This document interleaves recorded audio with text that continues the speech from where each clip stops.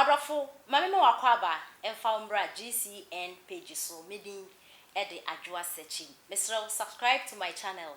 Found some ya bell no so ubenya notification video bi abenye bi ahwe. Sister Fia Schwarzenegger ena okase na ne sema okan na ne se Mesbel ebetumi abeye sofo ma mekese anase odifu ba kese ewo Ghana hanom enti Ghana fo yenji endi because ye wo Ghana hanom ena prophet bi ebehye nkom se eye omanpani dada His Excellency John Dramani Mahama a odi NDC amayoko no enimi no obetumi abeye prophet anase sofo kese ewo Ghana hanom ene Ghana fo ye gidi no no Fia Schwarzenegger no e kase Mesbel betumi abeye sofo ma mekese anase prophetess ene yenjindi pa because yetumi agedi so omanpani dada betumi abeye prophet dia ene na ensu nyame ye se Mesbel nso betumi abeye sofo ma me ewo Ghana hanom na ode ensem we atudwa ewo abra okọ okay FM ekoye interview Beku Santana ena eye ne sa interview no na adofo ye beka ya na no eye 14 February ya enche bia aye di Valentine's Day ena Fia Schwarzenegger edi ni birthday wenya 39 years ene de obia de nyame ase ede man because nyame ede emfi baako aka na emfi ho na Fia Schwarzenegger edi ni birthday no ena ode video bi eba out na ne sema okay na ne say or the Mesbel ne boni na ache no boni a Mesbel wa yo no Fia Schwarzenegger no de ache no enti no se ono so wa ye Mesbel boni a Mesbel nso emfa enche no na omo ina omo nsanso en come together anase omo fomo bono enchiche omo ho na we hu ye obetumi a friend we su hu ye obetumi a friend because Christopher de ensem fata se ebe ya ka anase uyo Kristo ni Fia no etre so no oye sofo mame wako Bible school ewie Bible so enche ne so onya aka enti no odi ni 39 birthday de ogina so aka kire Mesbel se ono Fia Schwarzenegger wa ye boni bi on fan che no ono Mesbel so aye boni bi o de ache no no mu na o movie on na Mesbel kra no sisie no ona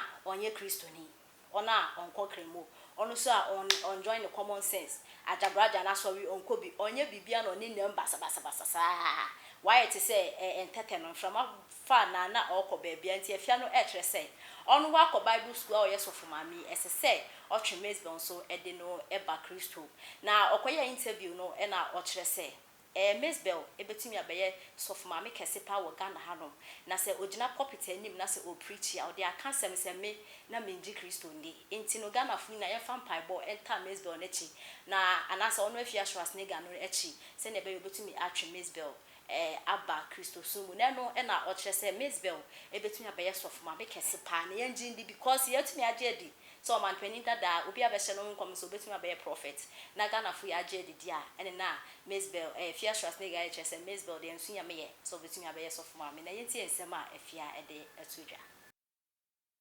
kwaso na brabum no chance of radio edin ti me ni asem ti obi anso mompa ye ma no ye mompa ye ntwe no emra nyame na ase nipa se ene timi ba be ye adifo akesia Mesbel obeye nyame adwuma amen obeye nyame adwuma obeye prophetess amen mu nyina mo mama na o mount prophet akase me na me ni nyame ni me kwa abosom ho mo de ko ese ba mi ni Fia 7.7 edi me ben nyame mo no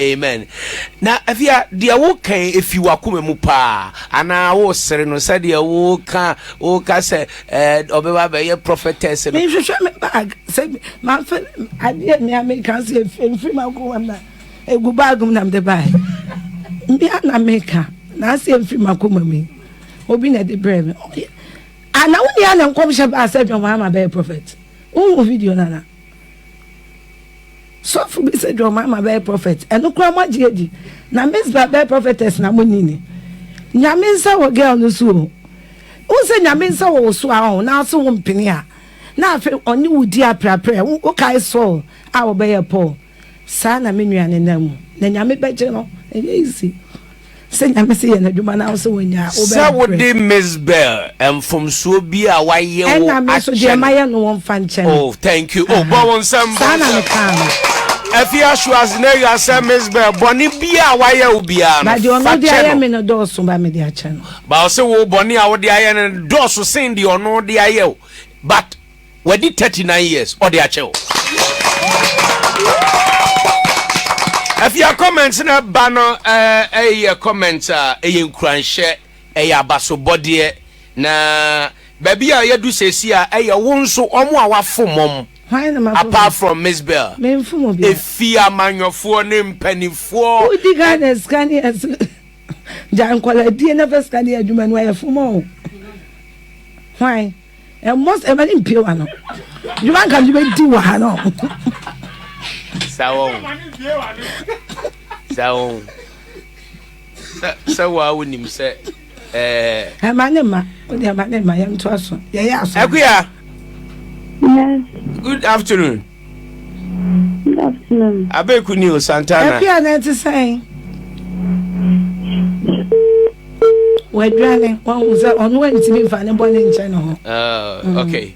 Ti o de nyama sa Miss Bell we dwane yan kan che ne say onu be kasa do ntinko we ne wa say me na my friend so me ne twin komo na nka twen ma me musa na asem wi na de nyame na madam fo no wadam fo no anyway uti program arrange da me na madam fo no wa mbone me ka Akuya abeku ni a obeka Akuya te say o te voice na no de to so sa ni pa boni ni odwane obi ampam no but me dem boni a che no nyame gusu ye ni mu adwa what's the message asem a woka ni number ono na wo me number de koma na ayewe ti say na ayewe de ne de bebre mi ameje me de ne number be ma okay me de number publicist wa we obeje na ya Valentine kra ne ke pese e koma ni kosua na enyamanyama bi na eja de chichi ne kra Valentine a chocolate ni di oh there be it's a month of love okay I tell you all right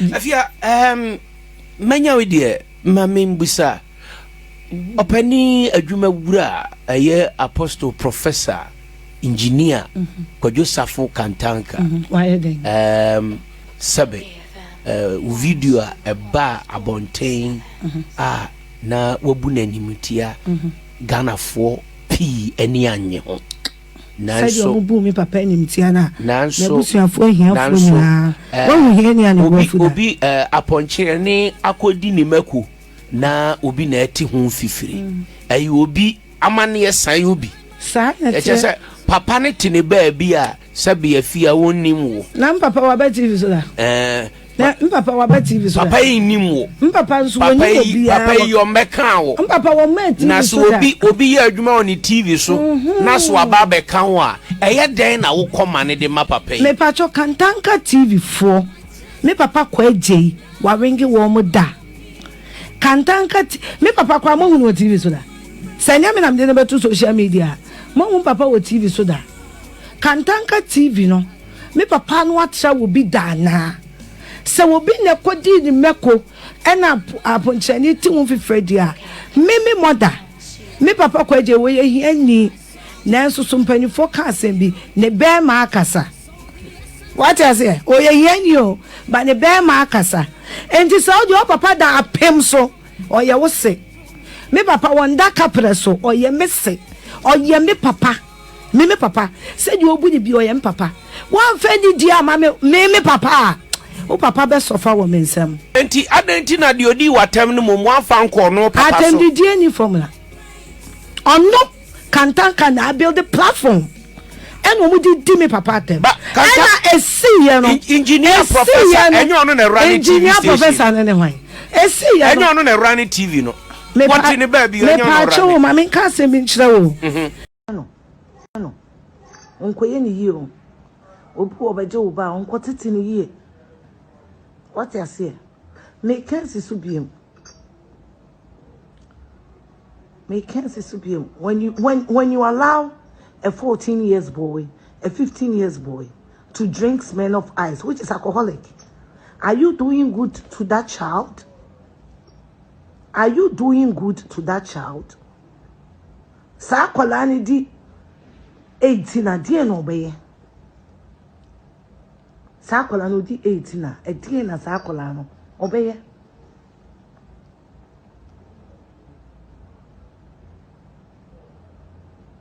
we should be bia. It was a way as a young girl to raise your own children. Do it. Me and when you peduma nefa wonsaye. Madam, uton suya. Unye kurasini uton suya.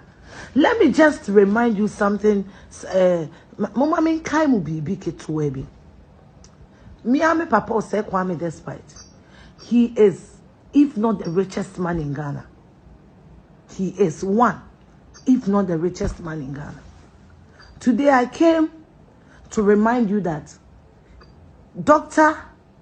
Osei Kwame Despite. Wayeden Otonchine. You two are your dated swords. Any dear. Otonchine. Now, what dear I was going to mean donchine. Oh, what dear. Oh, what dear I was going to mean donchine. Dr. Osei Kwame Despite. Oton enchine. He sells salt. For one side, Juma, and I Juma Wuda. We are Juma Wuda. Dr. Oforisapo, specialize here on the 30 year. And so, why the woods catch Dr. Oforisapo? Otonsio, and no pepe casachra wajine. Otonsio, Obi Mumia. And I want to be your mommy. And I want to be your mommy. Me and my children, we've been homeless before. Me and my children, I've said it several, we've been homeless before. And if your mommy is homeless today, it doesn't mean she'll be homeless forever. If you don't have it today, it doesn't mean you will not have it. Me, I'm strongly against Obidineba. Na ujana no. Ekurawa. Hey, una ukurawa dio. Una atiana wote. Una okasa na wote. Una abetimi aka wono kure achire no. And young ladies, we should learn to cut our coats. First, you have to cut your coat according to your size. Obi want a size and a switch any coat, no. So now there you cut your coat according to your fabric. Or fabric and then swan. Now a panjarabia, no what's nasty. This generation more pray. Pray. May sarcasm subium. Raise your kids. Do something. Do something. A yensuum pa. A ye one seed in pa. It's your hard-earned money. When you read the Bible, say, and so whatsoever they do it, they shall prosper. That is what you have to do something. What I say? Bible class, whatsoever they do it, they shall prosper. They like don't baby and shiraba so. That is I was so weird baby. I was so weird baby. I was so don't say a baby and jawu back and fan koma will be emanin seno. What I say? And jawu back and fan koma will be emanin seno. Emanin seno. Because a bass say ya, I did say ya. Ni nyamia memoir editing. Nyamia memoir editing. Me de mbeka ya no no. Ko to amen komo so why? De mbeka ya no no. Ko to amen komo so. Me sa kesi so. Obi de bejawa. Hweni ye. Titini ye. Me house girls grabbing no matter no. When they go, they come back. Mommy ya feel, mommy ya feel, mommy we want to come and spend Christmas with you. Mommy we want to come home.